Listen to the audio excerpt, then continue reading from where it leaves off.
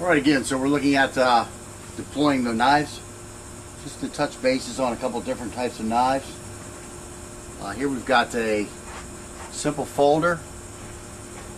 This is a Enduro with the Emerson opener by Spyderco. And this little hook right here catches on the pants and opens it for you.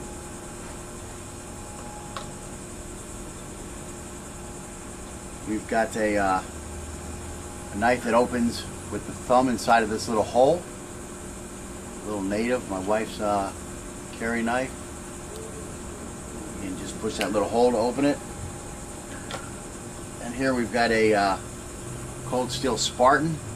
Now there was a piece on here that kind of laid perpendicular to the blade itself.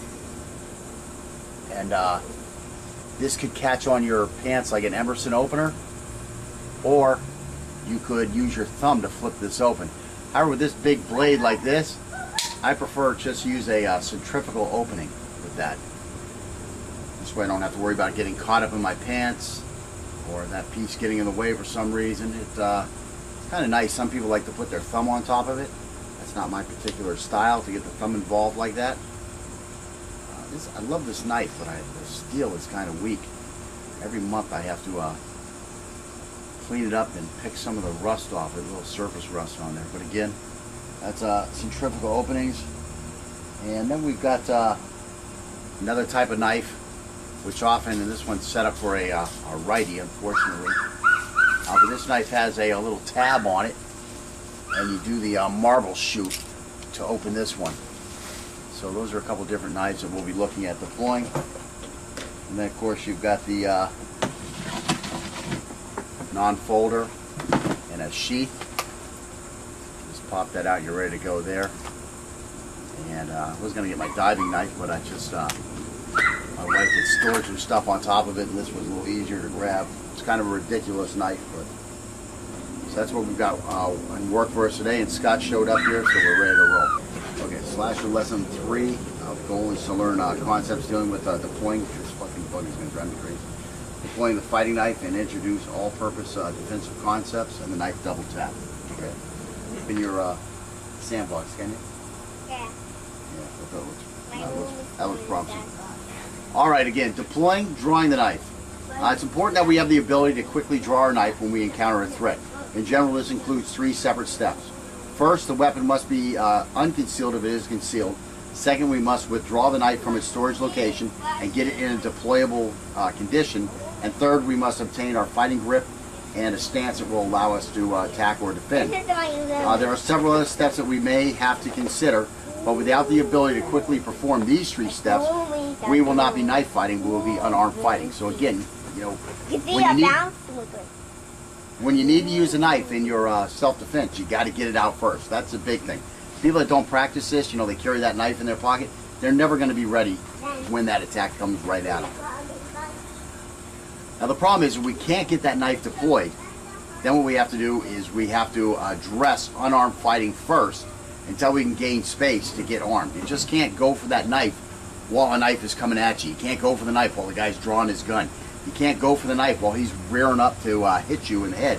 You've got to address those first if you haven't already got the knife basically unconcealed and in the withdrawing method. It's just, you're not going to be quick enough.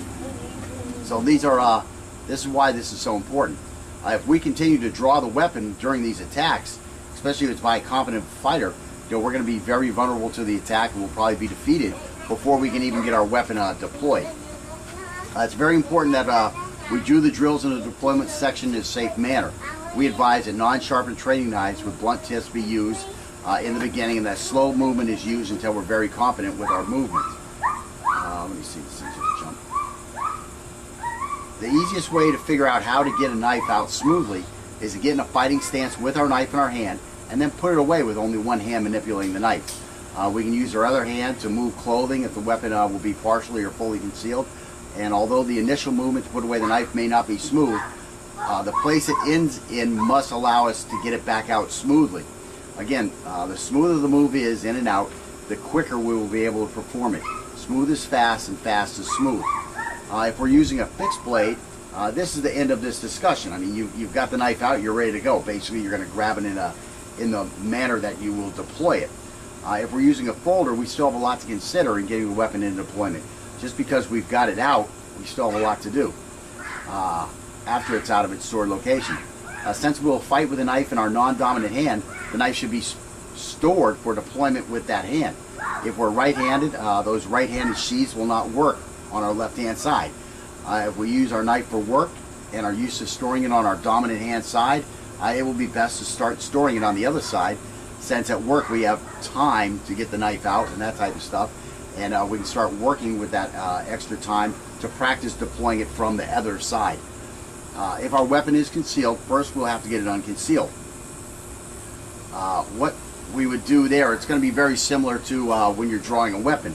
You know, if it's under your shirt, you're going to have to lift your shirt up. If it's inside the jacket, you're going to have to open the jacket up in some type of fashion to get to the knife. It's something you're going to have to work on for what you're looking at. What we're going to be working on today, basically, is just having it in that front pocket with the clip hanging out. And we're going to be deploying it from there.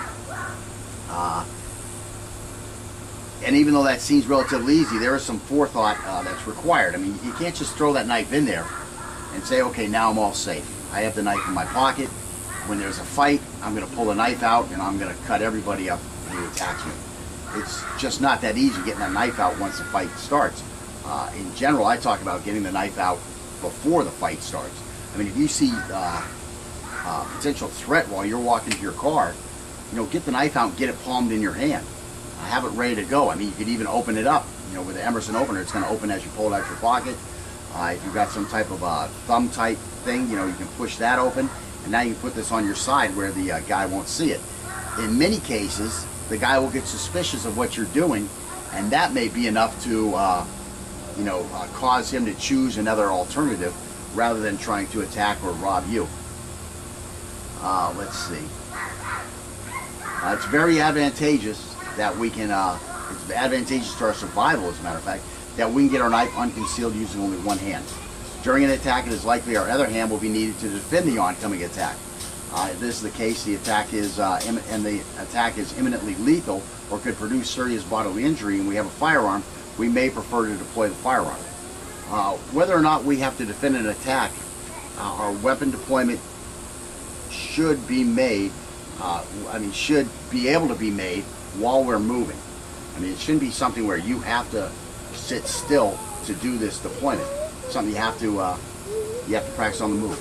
So what we're going to do is we're going to start just taking a knife, putting it in our pocket, and pulling it out of our pocket, and looking at some smoother ways to do that. And let me see. We want to keep our dominant hand in a guard position so that it won't be needed unless you absolutely have to lift up a shirt or move a jacket, something like that.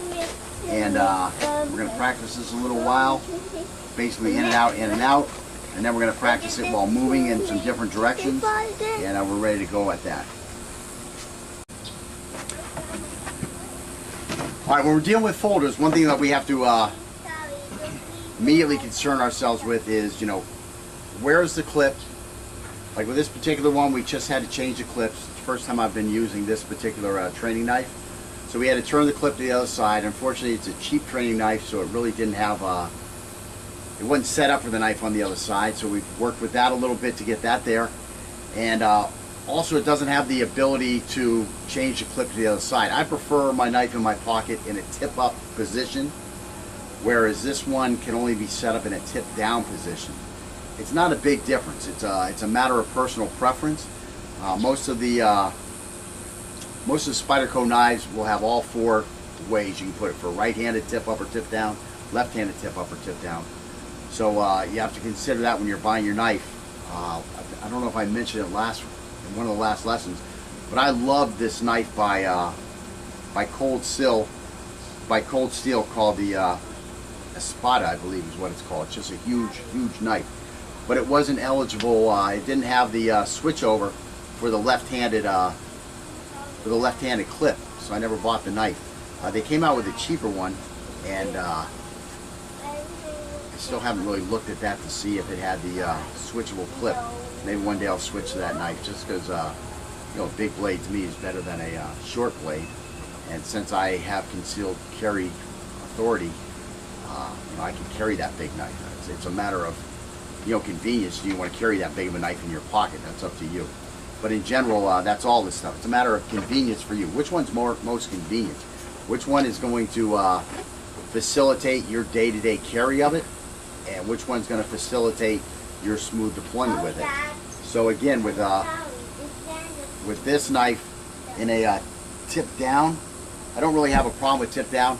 I've just gotten really familiar with tip up, especially due to the Endura openers. These ones work with a tip up, so I got used to tip up, and today we're going to be working with tip down. So let's go ahead and work on that a little bit. All right, so a couple things you want to consider is your pants. First off, your pants are important. What I have on is a pair of sweatpants, and the flimsiness of it isn't really beneficial to this. But so here I've got it here. What I'm going to do is I'm just going to, again, we're going to start here with the knife out. So we got the knife out, and what we're going to do is just using one hand if possible. These have these liner locks, so they're kind of a pain. Okay, so we got the liner lock. We're going to close it here. And now what I'm going to do is I'm just going to take one hand. I'm going to look at how I'm holding it while I put it in here. And you may need to just grab the clothing a little bit if it's not firm enough to get that in there. So now I've got that blade in there. It's almost fully concealed with my t-shirt hanging down. So now I need to get this knife out. So I'm going to use a thumb just to come under the shirt, exposing the blade, exposing the knife. So I grab it. Now I'm grabbing it with the way I shoved it in there. Now I've just got to switch it a little bit to get it into my hand, into a more ready to fight position. Now I'm going to snap it open, and now I've got my good grip on it, and I'm ready to go. So that's basically what you need to do. Then you need to do a lot of reps. Let's try this a couple more times as we get more familiar. The knife back in. And what we want to do here is get the hand up, get your hand on the knife, get the knife open, and ready to be deployed.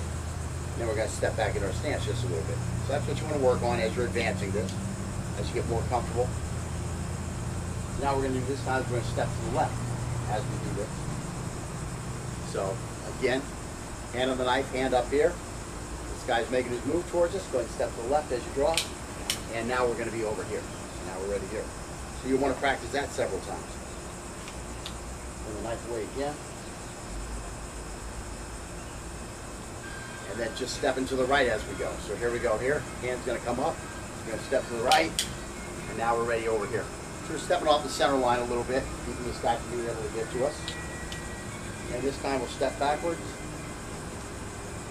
Now when you're stepping backwards, you want to kind of be in your, like the LAPD interview stance, something like this here, while you see this guy coming, this guy talking to you. And then once there's a problem, this hand's going to come up, hand's going to go down to the knife, take one step back, we can jab our hand out at this guy in his eyes. Now we're opening the knife, and now here we are in our stance. So we've got a little distance, which gives us time, and we've got the knife deployed, and we put a little defense up, again, to slow this guy down. And this can also be done as an attack. So we're here like this. Again, we don't like something this guy's doing. We see him going for his pocket. We see his hand going behind him. So we immediately come up here. We're going to give him a nice jab in the head as we pull the knife out. And so we got this out here. And now we're going to snap this, and we're ready to go here. So let's try that one again.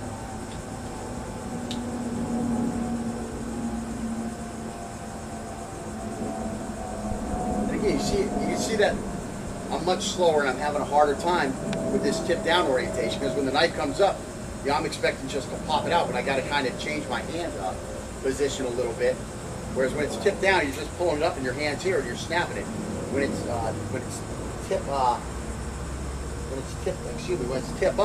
I can just pull it out and I can snap it. Or if I have the Endura, I just pull it across this here and it's going to open. However, with this one, with that tip down, the first thing I got to do is I got to find the handle, because it's like hanging down here, so I got to switch it and then I got to snap it out. So that's something you got to work on. Okay, so again, coming forward at this guy, so we're hitting him here. Now I'm getting that hand switched, and here we are ready to do some work. Okay, so that's basically opening the knives.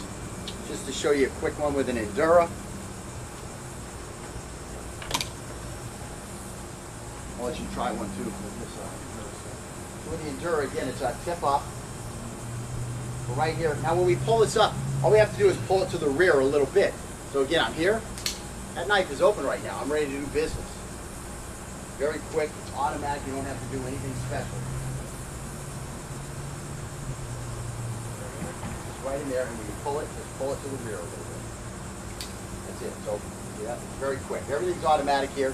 You don't have to worry about, you know, this dexterity of the fingers. You don't have to worry about a centrifugal opening, which with this one is almost impossible. It's a light blade, and the knife just pops out. You know, the Endura, I really like the Endura opener. But of course, I prefer a centrifugal opening and a big knife. I mean, one of the reasons I like this knife, you know, we talked about those arteries and veins going this way. Well, this is a very wide blade. It's a very wide blade. It's a very sturdy blade. It's not going to break.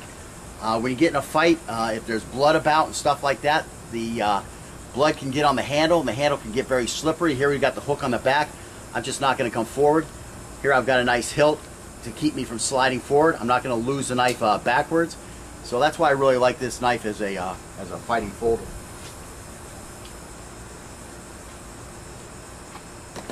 And that's about it. I mean, you know, once again, we talked about a big sheath. Again, I have a diving knife that I carry a lot for my left side. I don't actually carry it a lot, that I would use if I was going to have this thing on a belt or some other wear rigged on my body. But again, I just was in a hurry to get this. So again, this here, I'm gonna have to do something like this. Now I'm gonna pop this. Now my knife's out. I'm ready to go. So these are things you want to work on. And again, what I'm working with right here isn't my day-to-day kit.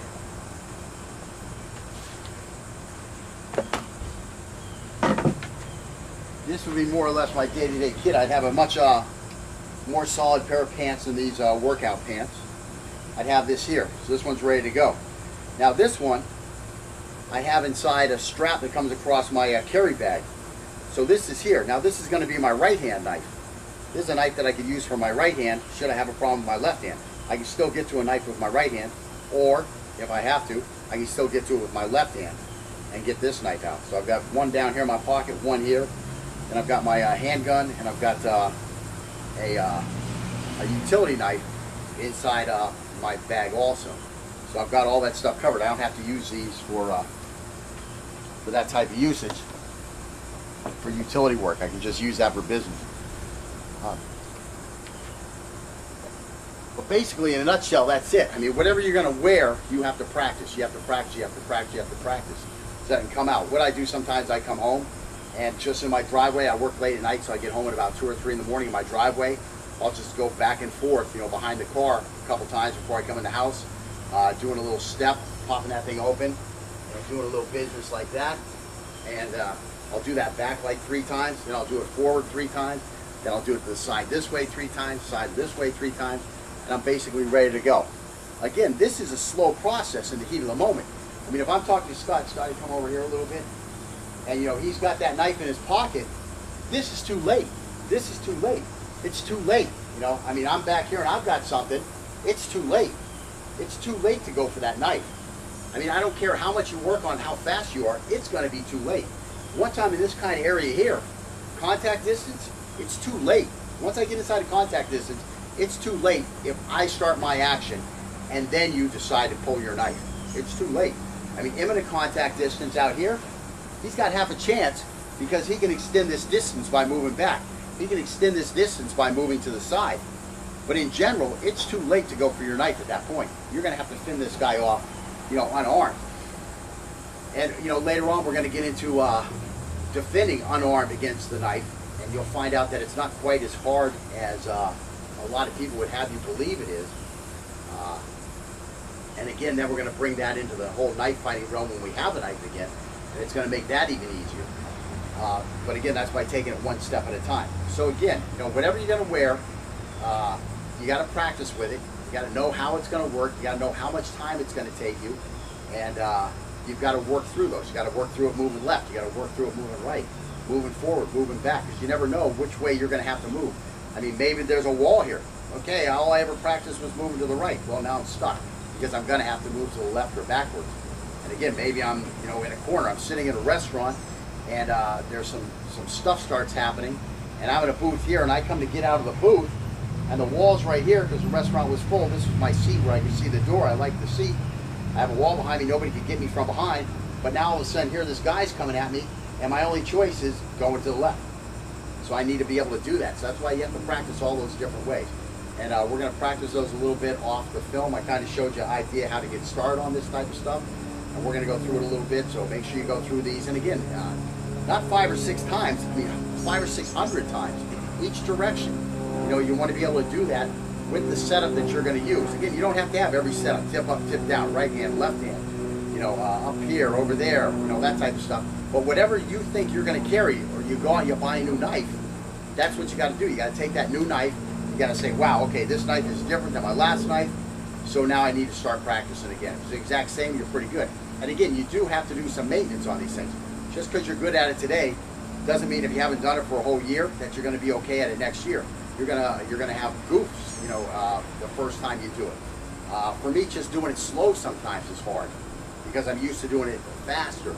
So when I try to do it slow and I'm talking, all of a sudden it's not as smooth as it would be. But again, this is something you got to practice. So we're going to go through it a little bit, and then we'll get back to you when we get on the next step of this lesson. All right, again, so we're looking at deploying the knives. Just to touch bases on a couple different types of knives. Here we've got a simple folder. This is a Enduro with the Emerson opener by Spyderco. And this little hook right here catches on the pants and opens it for you.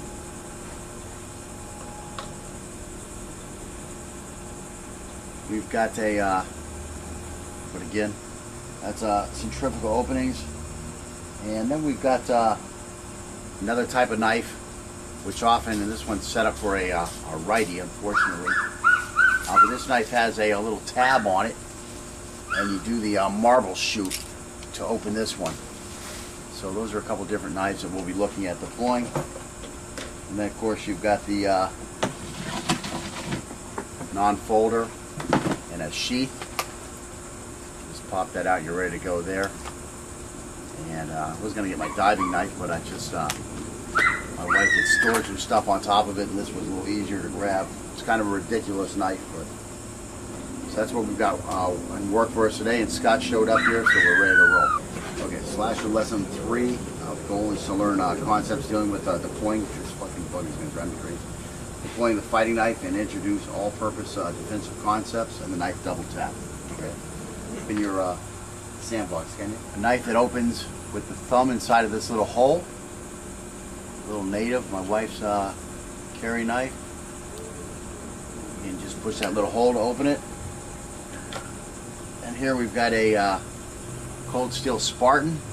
Now there was a piece on here that kind of laid perpendicular to the blade itself, and this could catch on your pants like an Emerson opener, or you could use your thumb to flip this open.